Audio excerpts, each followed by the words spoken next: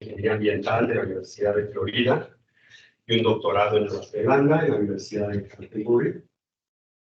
Y pues él está dedicado sobre todo, bueno, dirige el Laboratorio de Sostenibilidad de Cuencas Hidrográficas en Tampa Bay y pues tiene trabajo interdisciplinario también sobre temas de los efectos de la vegetación en la disipación de la energía en zonas costeras y otros temas afines. Y pues sin más preámbulos, adelante. Muchas gracias. Hola, muy buenas, muchas gracias. Buenas tardes a todos. Muchas gracias por estar aquí, por venir aquí, por oírme, por la invitación. Bueno, el trabajo que les voy a presentar es un poco, pues primero voy a comenzar la presentación con un poquito sobre una introducción a lo que hacemos en mi laboratorio de cuencas, de sostenibilidad de cuencas, y ya después de eso me voy a entrar un poco más en este tema en el que estamos trabajando, un estudio que hicimos a raíz del huracán Ian que pasó por muy cerca de la Florida el año pasado. Vamos a seguir básicamente los pasos del estudio, ¿no? Una introducción, como que un poco del contexto de lo que pasó, los métodos del estudio, que es básicamente un estudio de moderación, y ya algunos de los resultados y conclusiones preliminares que tenemos hasta ahora. ¿Okay? Y una vez me disculpo, llevo los últimos 24 años de mi vida aprendiendo a dar presentaciones en inglés técnico y de un momento a otro me toca hablar en mi idioma nativo y me quedo como paralizado y no me sé los términos técnicos, entonces me disculparán de vez en cuando si hago por ahí algún término en inglés o el Spanglish en el que normalmente hablo, ¿ok? Pero bueno, primero quería darles como una introducción a mi laboratorio, que es el Laboratorio de Sostenibilidad de Cuencas, hace parte del Departamento de Ingeniería Civil y Ambiental de la Universidad del Sur de la Florida. Mi investigación es indudablemente interdisciplinar, teniendo siempre al agua como el foco de todo lo que hago, tanto temas de cantidad de agua, como el que voy a trabajar hoy, como temas de calidad de agua, que también manejamos mucho, con contaminación de nutrientes, eutrificación y algo de plásticos también estamos trabajando. En general, investigamos soluciones al manejo sostenible de cuencas, el crecimiento interdisciplinar del agua, ecosistemas e infraestructura civil, ¿no? Entonces, los tipos de ecosistemas que manejamos y con los que trabajamos, estuarios, más recientemente, pero casi toda mi educación e investigación ha sido con cuerpos de agua dulce, lagos y ríos, casi todos en alturas bajas, ¿no? Trabajamos mucho con nuestro modelador de clima, nada ni más faltaba. Utilizamos proyecciones a corto y largo plazo por otras personas, pero vemos cuál es el impacto que eso tiene en los ecosistemas. Y ya en cuestiones de infraestructura, trabajamos con el Departamento de Ingeniería Civil, trabajamos con infraestructura costera, he trabajado en el pasado con muchas represas hidroeléctricas, y ver cuál es el impacto que eso es en la construcción y muchas veces también la remolición de esa infraestructura tiene en los ecosistemas acuáticos. ¿Cómo investigamos? La base, finalmente, la herramienta principal que trabajamos son modelos numéricos, computacionales, como el que vamos a mostrar hoy, que es un modelo hidrodinámico, pero también hemos podido acoplar estos modelos con modelos de calidad de agua, de nutrientes y oxígeno, etcétera, etcétera, etcétera.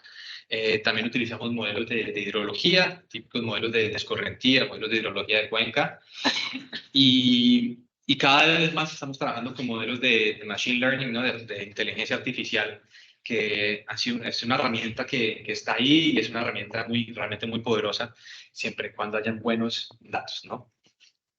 Fuera de la investigación que estamos trabajando hoy con sistemas costeros en la Florida, otros proyectos medio representativos que tenemos. Gran parte de los miembros de mi laboratorio están trabajando ahora con temas de calidad de agua en el sur de la Florida, aguas que vierten desde una gran cuenca a un lago muy grande que se llama el lago Okeechobee y finalmente termina en las dos costas, tanto el Atlántico como el Golfo. Entonces estamos viendo tratando de entender cómo el flujo de los nutrientes por todo este sistema afecta la generación de algas. También tengo un proyecto en colaboración con la NASA, en el cual estamos desarrollando un sistema de pronóstico de cauce en los ríos del sureste asiático. Y en el pasado también tuve la oportunidad de trabajar en el Amazonas, especialmente en Brasil, viendo cuál podría ser el efecto de los impactos climáticos en el manejo de las represas hidroeléctricas allá.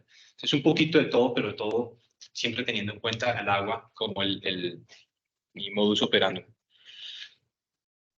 Bueno, eso es un poquitico como sobre el tema en general. No me gusta cuando la gente siempre pone los agradecimientos al final, cuando se les acaba el tiempo y tal vez en cierta parte, la parte principal de la presentación. Casi todo lo que va a presentar de aquí para adelante se lo debo a Megan Kramer. Es una estudiante de primero de maestría, ahora de doctorado en mi laboratorio y que ha sido la que ha estado trabajando en este tema. Hemos también estado trabajando, ha sido una investigación bonita que fue a partir de una comunidad dentro de ese estuario en el que trabajamos, que fue lo que nos contactó, que querían poder entender cuáles serían los potenciales efectos tanto de construir como de restaurar ecosistemas en este ecosistema. Entonces fue la razón principal por la que tuvimos que comenzar a trabajar en este sistema de Charlotte Harbor. Y pues claro, las entidades financieras con las que nos han colaborado con la investigación, tanto la Universidad de la Florida, del sur de la Florida, USF, también Megan ha sido patrocinada por una beca de la National Science Foundation y también recibimos fondos de la Academia Nacional de Ciencias de Estados Unidos en un programa que tiene específicamente para hacer trabajo de investigación en el Golfo de México. Bueno, creo que para ustedes entienden esto tal vez mejor que yo, que las tormentas tropicales crean un choque súper importante para todas las comunidades del Golfo, ¿no? Y esto no solamente es en la circulación del agua como tal del Golfo, sino también en los ecosistemas, la ecología, la economía, etcétera, ¿no es cierto? Tal vez uno es de los choques más importantes que recibe todo el sistema como tal. Este mapita aquí muestra solamente los trayectos de los huracanes y las tormentas tropicales del 2021 y el 22. Pues como pueden ver son muchas, pero hay muchas más y según entiendo, cada vez estas tormentas, de pronto la frecuencia de las tormentas no ha aumentado tanto, pero la intensidad con las que estas tormentas llegan sí les ha aumentado. Uno de los mayores factores de daños que causan estas tormentas son la inundación como tal, ¿no? Y no solamente daños, sino también fatalidades. Estas fotos aquí fueron todas fotos del huracán, durante el huracán Ian el año pasado, sobre todo en la zona de Fort Myers, que es como 2 horas al sur de donde yo vivo, y más o menos media hora al norte del estudio de casa donde estamos trabajando. Y como pueden ver, la tormenta pegó muy bien, ¿no? Hubo marejadas de hasta 5 metros, si no estoy mal. Si no me acuerdo, ahí esta casa, creo que un restaurante, si no estoy mal, hay un video de cómo la casa se levanta, gira y se va, se va por toda la calle. Causó grandes estragos. De hecho, ha sido la tormenta más costosa en la historia de la Florida hasta el día de hoy.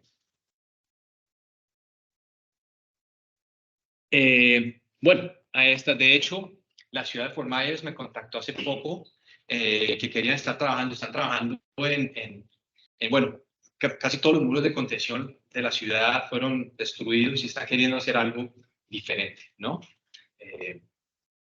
Y porque han entendido que simplemente de pronto lo que hemos hecho históricamente para podernos proteger de las tormentas funciona hasta cierto tipo de tormenta, ¿no es cierto? Pero ya después bueno, primero cuando la infraestructura se comienza a dañar, se envejece y ya una tormenta de este calibre como Ian, no hay protección, ¿cierto?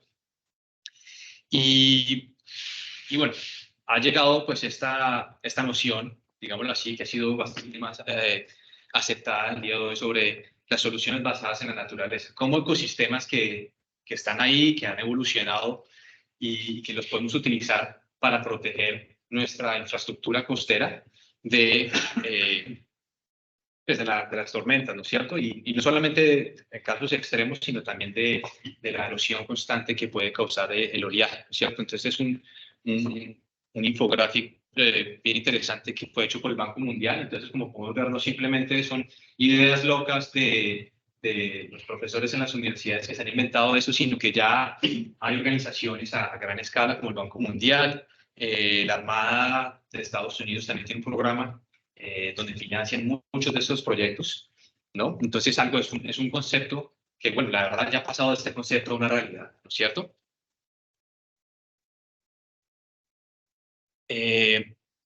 Pero en ciertos lugares todavía no es una realidad muy clara y muy aceptada. Y eso, pues, es el caso de la Florida.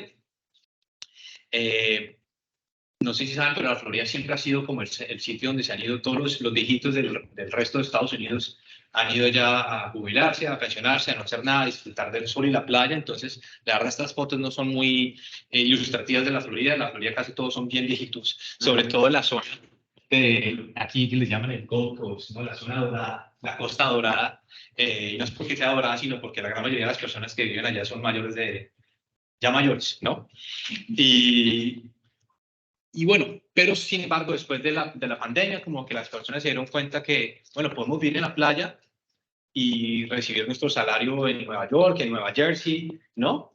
Y ha pasado de eso, y el crecimiento poblacional en la Florida ha sido enorme desde la pandemia, ¿no? Aproximadamente 650,000 personas nuevas han llegado cada año a la Florida, y estos no son personas que vienen a visitar, ver a Mickey Mouse, tomarse una foto y se van, no, son personas que han llegado ahí con todo ese equipaje, perros, gatos, y se ha quedado ahí, ¿no? Entonces, lo cual obviamente quiere decir un incremento en el riesgo de destrucción a causa de estas tormentas.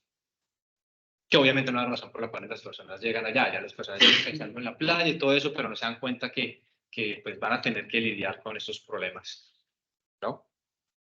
El condado en el que hemos estado trabajando, que es el condado de Charlotte, de nuevo, este condado acá, en cuestiones de población es relativamente pequeño, pero también ha aumentado, la población ha aumentado en gran número en los últimos 3 años. Bueno, entonces ahora hablemos de un poquito más, enfocándonos en el huracán Ian, que pasó exactamente hace 13 meses por la Florida, con unos vientos de hasta 240 kilómetros por hora. Y creó unas marejadas de hasta 5 metros, sobre todo en la parte, por esta parte aquí. Vamos a ver si este videito funciona. Es un video que fue generado con el modelo del Ocean Circulation Lab que queda en la Facultad de Ciencias Marinas de mi universidad, que tienen un modelo de pronóstico para largas para todo el Golfo. Entonces, como pueden ver aquí, por un lado están todos los vectores de la velocidad y los niveles del agua.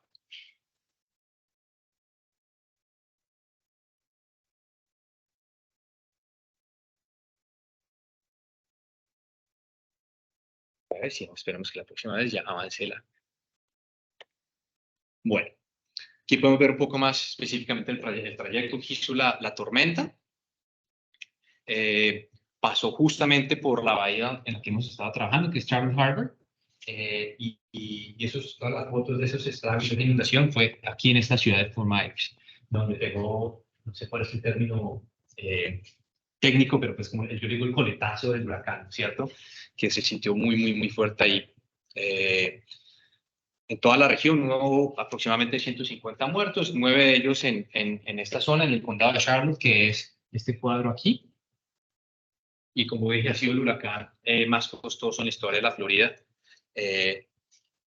Y supongo que eso no va a ser por mucho más tiempo, porque como digo, las tormentas cada vez vienen con más intensidad y pues en los últimos 3 años ha habido mucho desarrollo y entonces probablemente la siguiente tormenta que llegue a la Florida va a ser aún más costosa, ¿cierto? Bueno, hablemos un momentico de Charlotte, este estuario en el que hemos estado trabajando. Es el segundo estuario más grande de la Florida, después de la bahía de Tampa, que es donde yo vivo. Aquí conecta el Golfo de México directamente con estos dos ríos, el río Miaca y el Peace. A diferencia de la bahía de Tampa, de la cual hablaré al final, gran parte de este estuario está protegido por una reserva aquí, ¿no? Y de hecho, aproximadamente el 80% de la costa del estuario está aún protegida bajo, ya sea en esta reserva o parques naturales. No hay parques nacionales, pero pues parques locales. Y las dos poblaciones más grandes que hay son Port Charlotte, que queda aquí, que tiene aproximadamente 64.000 personas, y Punta Gorda, que aquí está. No sé por qué sabes en el mapa, pero es el nombre del poblado ahí, que es un poco más pequeño. De resto, es bien suburbano y pues de nuevo protegido.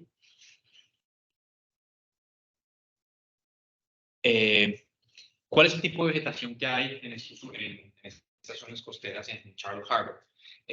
No sé si saben, pero no sé hace cuántos miles de años de pronto hay manglares aquí en la península de Yucatán. Pero en la Florida, hasta muy recientemente, los manglares solamente existían en la parte muy abajo de la península, en la parte más subtropical, casi tropical. Solamente en los últimos 30, 20 años, a partir pues, del calentamiento global y cada vez hay menos temporadas de heladas, los manglares han podido migrar hacia el norte, ¿cierto? Pero es un proceso que ha sido pues, muy rápido y muy reciente. Y ya prácticamente se encuentran los manglares hasta el borde de la Florida con el siguiente estado, con Georgia, pero de nuevo es un proceso bastante reciente. Y de hecho, le decía Pablo ahora en el camino que veíamos, los manglares aquí son muchísimo más altos que los manglares que se ven en la Florida.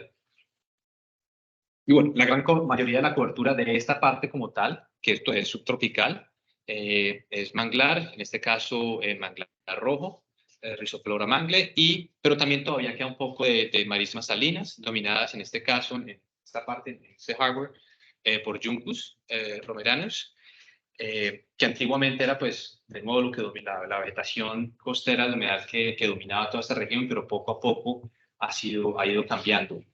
De hecho, en los proyectos de restauración ecológica hoy en día en la región todavía siguen sembrando Juncus, porque pues es mucho más fácil sembrar un poco de Juncus que sembrar los mangles, pero muy rápidamente los mangles terminan dominando el terreno, ¿cierto?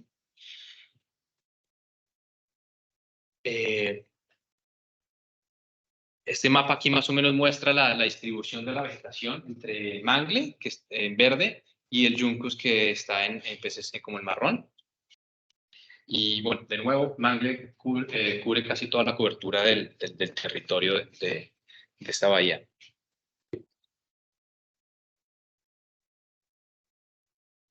Bueno, ¿qué pasó durante el huracán en la bahía? Aquí podemos ver los niveles de agua. No sé si eso ha pasado acá durante los huracanes, pero pasa mucho en la bahía, en esta bahía, tanto en esta bahía como en la bahía de Tampa, que cuando pasan los huracanes y dependiendo de qué tan cerca pasen, al principio del huracán, el agua es succionada, tanto que el nivel del agua bajó a menos 3.5 metros sobre el nivel del mar, se vació totalmente, que pues es muy peligroso porque siempre hay personas que son bien curiosas y van y ven, ay, no hay agua, me voy, y bueno, y después que llega el agua, ¿no es cierto? Y la marejada llegó ahí hasta aproximadamente 1 metro sobre el nivel del mar, que aparentemente es poco, pero pues es muy plano allá, al igual que acá, y sí causó grandes daños, sobre todo a causa de la inundación. Bueno, ese es como el contexto de la Florida, el huracán Ian, de Charlotte Harbor, y basado en ese tema, nos creamos dos preguntas para poder, bueno, queremos demostrar que las soluciones basadas en la naturaleza podría ser una solución viable, tal vez no para esta bahía donde ya hay por sí mucha cobertura de humedad, pero para las otras, para otros lugares, cerca de la Florida, donde cada vez se está convirtiendo más. ¿No te la pasó el manual? Ok. La forma de... Es de simulación numérica usando, bueno, los efectos de mangle, algo así, ante una... Listo. Perfecto. Gracias.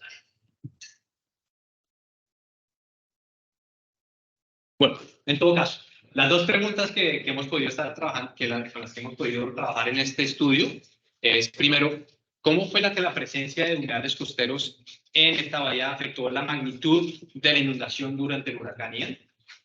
Y la segunda pregunta fue, ¿cómo fue que estas humedales pudieron proteger a las zonas urbanas aledañas? ¿Cierto?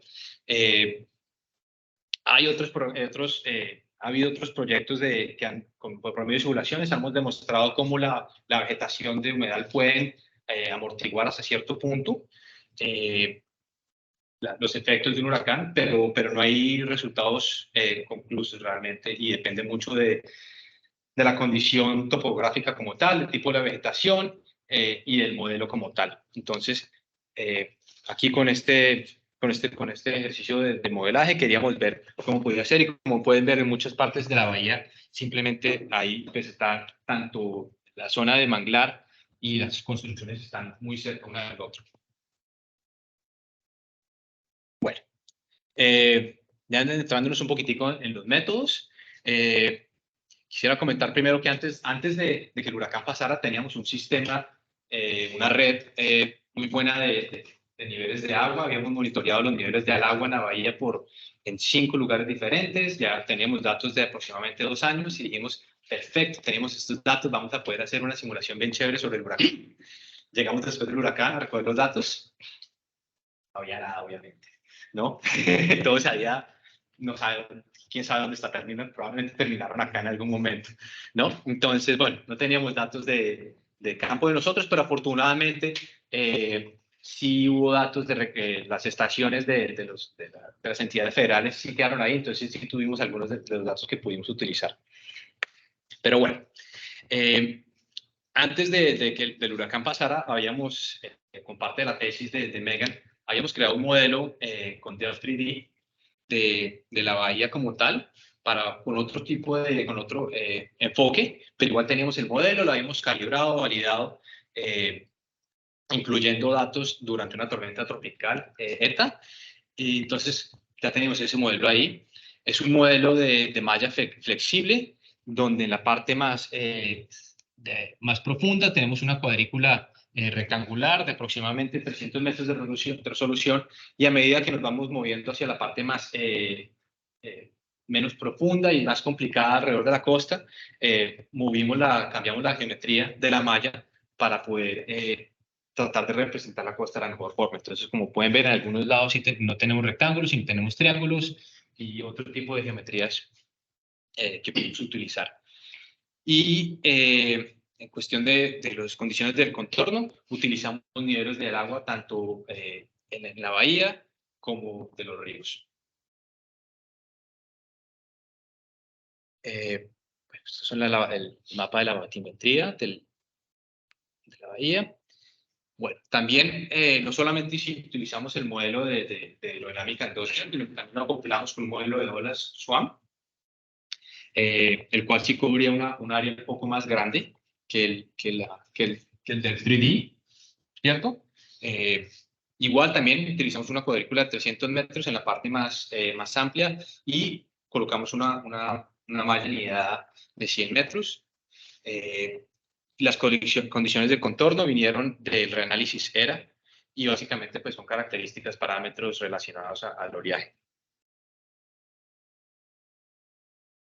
Bueno, otra parte interesante y diferente que utilizamos en el modelo es que utilizamos una caracterización alternativa de la vegetación. Muchos de estos modelos hidrodinámicos, probablemente ustedes saben, solo utilizan una rugosidad del lecho, ¿no es cierto?, basada en un número Mannings, ¿no? Y ya, pero no caracterizan directamente la vegetación. Utilizamos un modelo alternativo que fue primero utilizado por Baptist en el 2005, en el cual no solamente utilizamos la rugosidad del lecho, eso claramente lo utilizamos, pero además de eso, el método calcula un número, un coeficiente de rugosidad alternativo basado, que primero es variable, no solamente espacialmente, sino también dependiendo de la profundidad del agua, ¿no? Y el método, pues el coeficiente cambia dependiendo de la altura de la vegetación. de la densidad de vegetación, quiere decir cuántas plantas hay por metro cuadrado, y obviamente el diámetro de la vegetación, ¿no es cierto? Y bueno, pudimos utilizar ese método, caracterizamos, no fuimos al campo, hicimos un inventario completo de cada tipo de densidad, no eso, sino que hicimos básicamente asumimos que usamos los mismos coeficientes para todas las áreas de manglar y los mismos coeficientes para toda la zona del humus, ¿cierto? Igual, de nuevo, ese coeficiente cambiaría dependiendo del nivel del agua.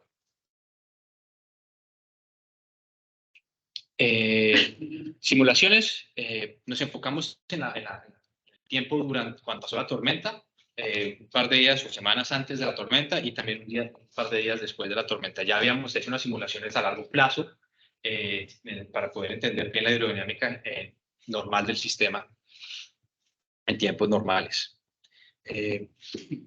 Algo importante que también incluimos en el modelo fue los vientos, ¿no es cierto? También fue caracterizado por los vientos, los datos que pudimos recoger ahí, que se recogieron en algunos de los aeropuertos aledaños. Y fueron vientos en esta región de hasta 140 kilómetros por hora. Bueno, como les dije, perdimos todos los sensores con los que íbamos a poder verificar el modelo. Y el USGS, el Geological Survey, también antes del huracán, llegaron, hicieron una campaña, instalaron cantidad de sensores alrededor, pero los instalaron. Están esperando que la marejada iba a llegar mucho más arriba y no llegó, entonces los datos de ellos tampoco sirvieron para nada, ¿no? Sin embargo, otro tipo de inventario que hicieron es que fueron y buscaron las marcas de agua justo después del huracán.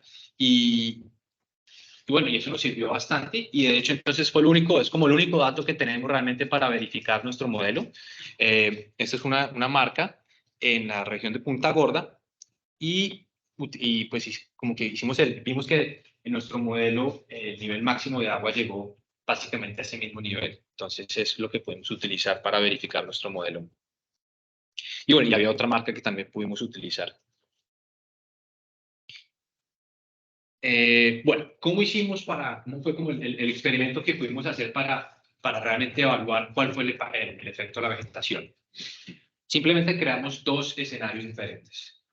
Uno de los escenarios incluía ese modelo de vegetación que les mostré, con rigosidad de vegetación, y el otro escenario básicamente quitamos la vegetación del modelo. Es básicamente lo que se utiliza en práctica hoy en día, donde simplemente se utiliza hay rugosidad del lecho, pero no de la vegetación como tal, ¿sí? Igual está la cobertura, y básicamente asumimos que todo está cubierto, bueno, aquí en la parte del estuario como tal, está abierto como si fuera pues, lecho de sedimento, y ya también en la parte urbana como si fuera, pues utilizamos un coeficiente parecido a lo que fueron margins para una parte urbana, ¿no es cierto? Pero sin vegetación.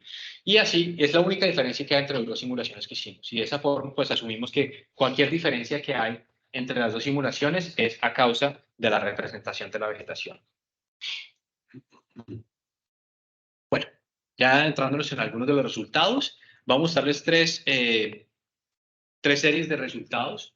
Una es enfocándonos en una parte, en unos transectos digitales que hicimos, ¿no es cierto? Y las otras dos partes, los otros dos resultados son como más modelos, resultados globales de la simulación. Uno enfocándonos en la área, en la sección de la inundación, y el otro enfocándonos en la distribución de los niveles de agua en toda la bahía.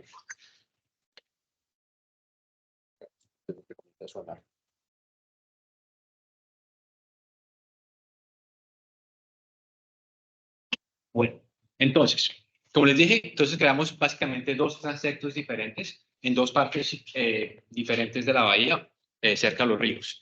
Estos transectos básicamente comienzan en la parte del estuario como tal y se adentra hacia la zona de manglar. Y los dos en partes relativamente cercanas al desarrollo urbano. Como pueden ver, ahí está ese conjunto de casas, ¿no? Y analizamos básicamente los niveles de agua en las dos simulaciones, ¿no es cierto? En la simulación con vegetación, que es lo que vemos en verde, y el modelo y la simulación sin vegetación, que es la línea negra, ¿no es cierto? Y como podemos ver para esta parte del estuario, como verán, cambia un poco. Hay una diferencia bien marcada desde la parte del estuario, ¿no es cierto? Donde hay, en el pico de la tormenta, hubo una diferencia hasta aproximadamente 25 centímetros, que no suena como mucho, pero yo no quiero, si es algo que entraría a mi casa, yo quiero 0 centímetros de agua en mi casa, ¿no es cierto? 1 centímetro, 2 centímetros, 3 centímetros, nada. Entonces, tener el hecho de que la vegetación pueda causar esa diferencia es algo importante. La diferencia, pues obviamente en datos relativos entre el punto 1 y el punto 2, la diferencia del nivel del agua es muy marcada, pero la diferencia entre los dos tipos de simulaciones es aún más marcada, ¿cierto? Como pueden ver, aquí ya en el segundo punto, que está bien en el medio del estuario aquí, tal vez la diferencia es un poco más de 25 centímetros y también importante, el tiempo al que el pico del agua llega es más demorado cuando hay vegetación. Y ya en el tercer punto, bien cerca a la zona urbana, básicamente en la simulación con vegetación muestra que no hubo prácticamente nada de inundación ahí. Si no hubiera existido esa vegetación, hubiera llegado casi medio metro de agua a muy cerca a esas casas, si no a esas casas. Tal.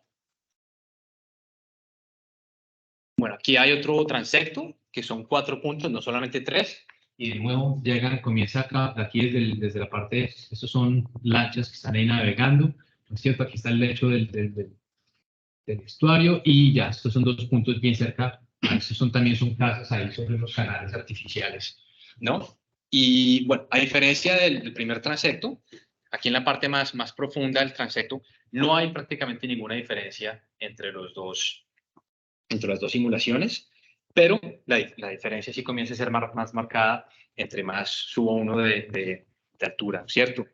Y bueno, como podemos ver, básicamente el mismo tipo de diferencia, mayor diferencia en la magnitud de la inundación como tal, y también una demora en el pico de la inundación.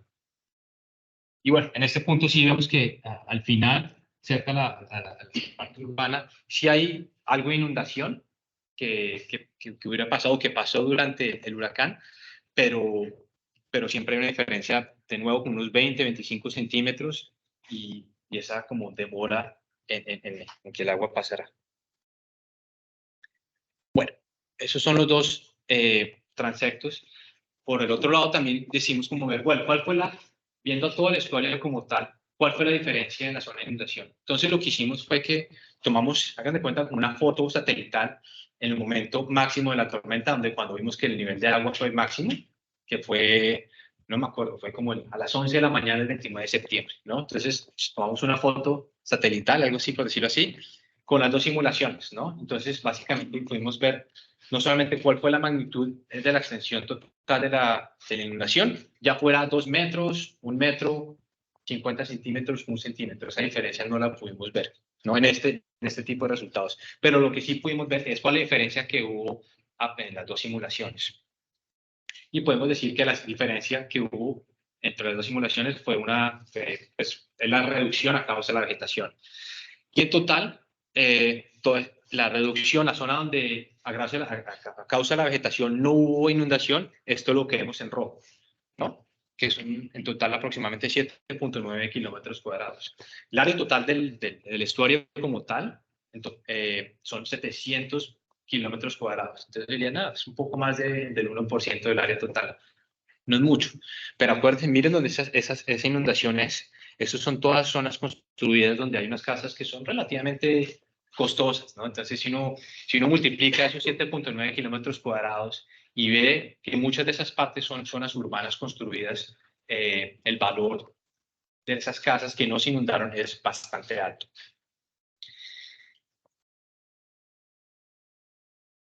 Hubo también algunas zonas donde hubo más inundación a causa de la vegetación.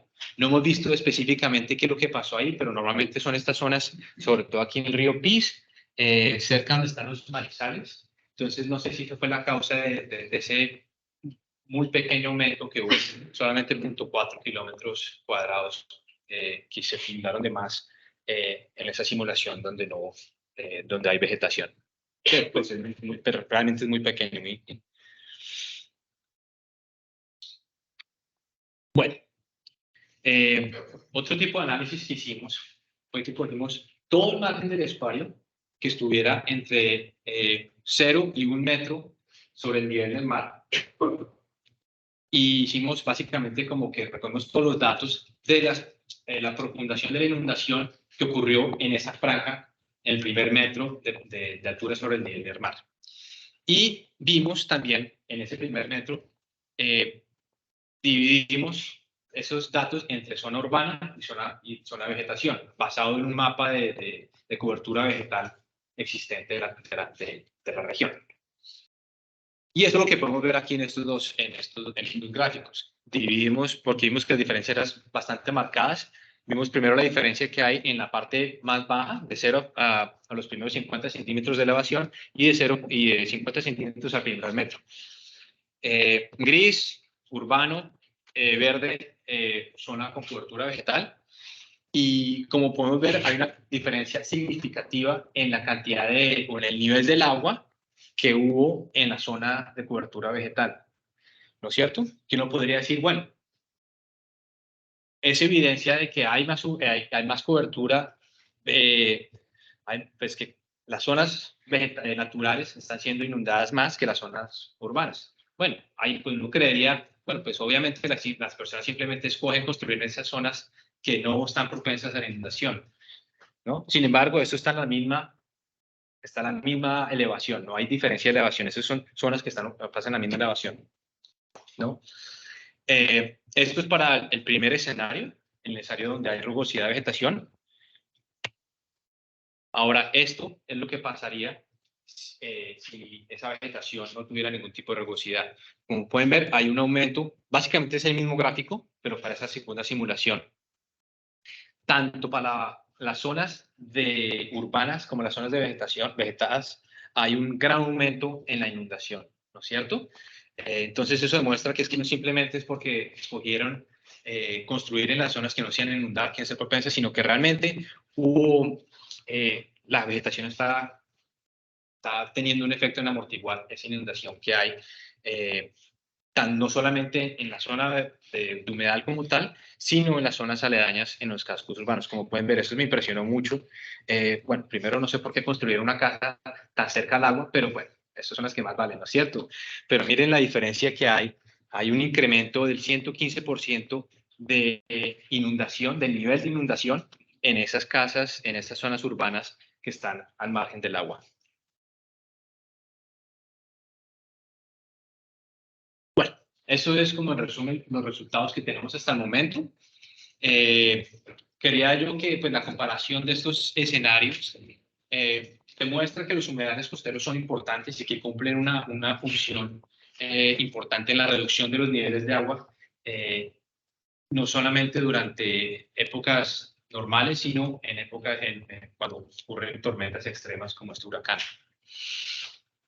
Y un mensaje que pues como que le tenemos no solamente pues es como de pronto el mensaje medio científico, pero el mensaje que debemos tener a estos municipios y a estos condados donde están recibiendo cantidades de personas y la población está aumentando y están desarrollando y construyendo continuamente, es que no solamente con la construcción están aumentando el riesgo de esa construcción como tal, ¿cierto? Sino que al construir territorio nuevo y también están destruyendo el manglar, realmente el riesgo se está aumentando no proporcionalmente, sino diría exponencialmente, ¿no es cierto? Porque están, por un lado, aumentando riesgo porque hay más infraestructura, pero también están destruyendo ese ecosistema, esa barrera, que es lo que estaría protegiéndolos en el caso de condiciones extremas como un huracán.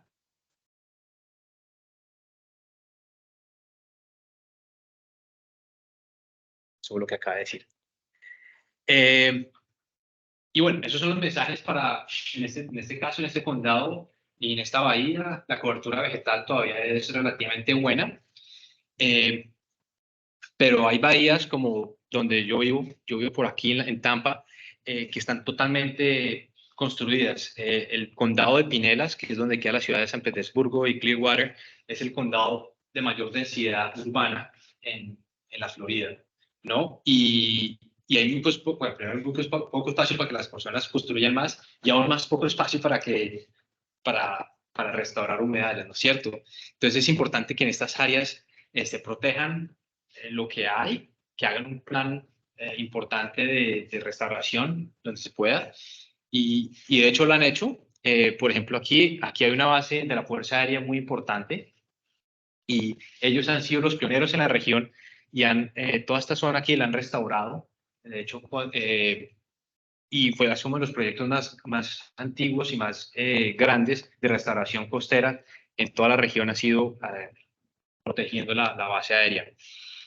Y bueno, si el huracán hubiera pasado si este huracán hubiera pasado como por Tampa, como los pronósticos inicialmente lo dirían, hubiera causado una gran catástrofe, ¿no? Entonces, esto es como un mensaje, un llamado para estos lugares, no solamente donde todavía hay buena cobertura vegetal, para que sigan protegiendo eso, y en estas áreas donde ya están donde hay más desarrollo, más construcción, para que realmente puedan ver dónde podrían optimizar la cobertura vegetal que hay ahí y que necesita ser restaurada.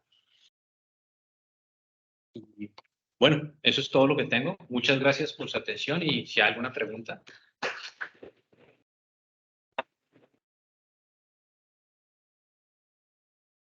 ¿Preguntas? El micrófono. Te escucho.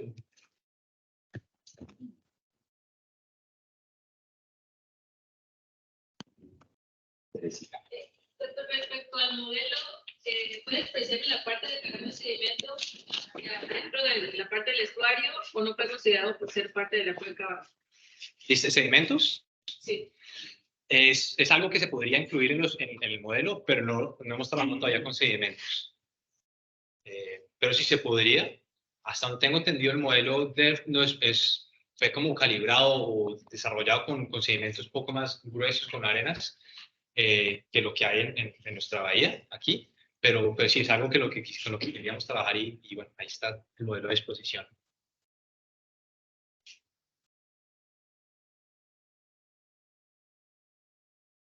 Hola. Con la vegetación, que meten es orden de Fonavet o también la parte visual, la de área que...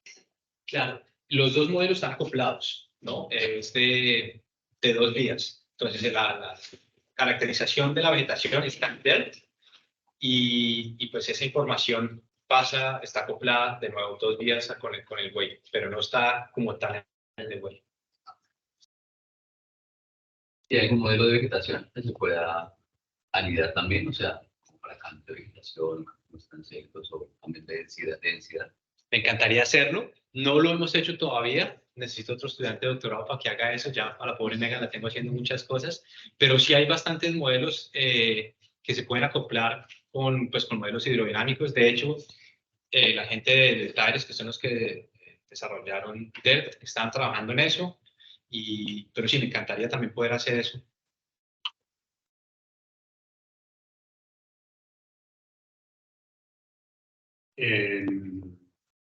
Y en la zona de Tampa que dijiste que ya está muy urbanizada, que ya está difícil restaurar, ¿no? Porque ya no hay espacio. ¿Qué solución pudiera dársele o proponérsele a las autoridades de lo que se pudiera hacer? Claro. Ahí ya no sería basado en la naturaleza, tendría que ser. Yo pienso que hay diferentes alternativas. Una es aprovechar cada metro cuadrado que hay, que en vez de construir los 3 metros cuadrados restantes, es útil aprovecharlos y crear la zona de amortiguación necesaria, ¿cierto? Algo también que se podría tomar en cuenta es otro tipo de ecosistemas. No solamente hablé del manglar, pero también hay pues, los sistemas de arrecifes. Hay un gran movimiento de restauración de arrecifes de ostras. Entonces, esto están haciéndolo, pues obviamente es agua más adentro, entonces no necesariamente tiene que ser, no hay como que no construir, sino que lo hacen agua adentro y eventualmente estuvimos visitando hace un par de semanas.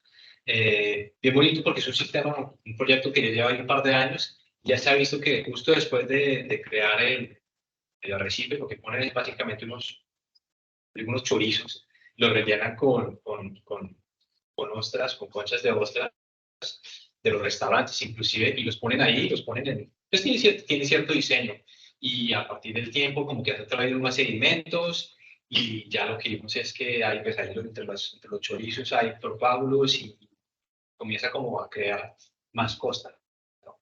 Okay. Entonces, eso es algo que lo están haciendo a cierta escala, no es la escala de pronto que es necesaria, pero pues está comenzando. Y como un poquito parte de seguimiento de lo que comentaba el doctor, dentro de las simulaciones, no ha tratado de simular que en esta parte donde hay como este tipo de pastizal se inserte la rugosidad del manglar para, como que en cierta medida, tratar de convencer al gobierno que debería de colonizar el manglar y no el pastizal. Se podría hacer, pronto sería algo interesante que podríamos saber. Inclusive de pronto se podría hacer para lo que yo dije, que de pronto en esas zonas donde hubo un aumento en la inundación, por los pastizales podría ser una forma de probar que si esa causa de eso es cambiarle los parámetros ahí, ¿no?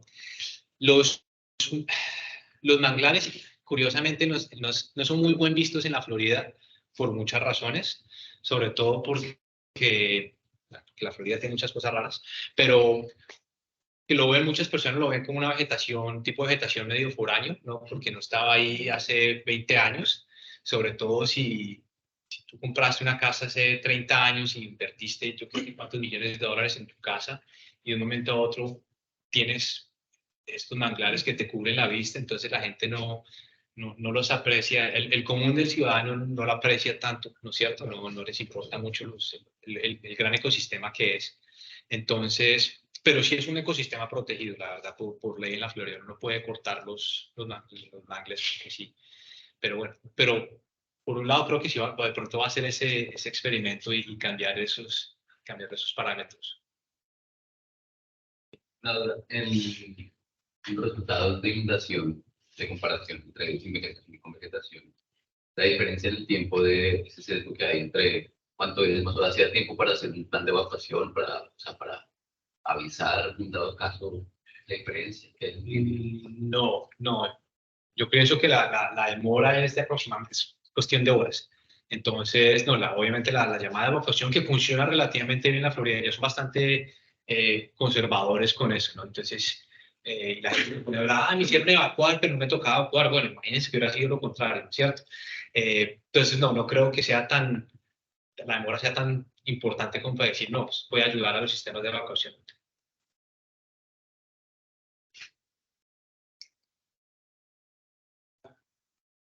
En línea están conectados. Sí, hay gente, pero no hay preguntas. No, muchísimas gracias a todos.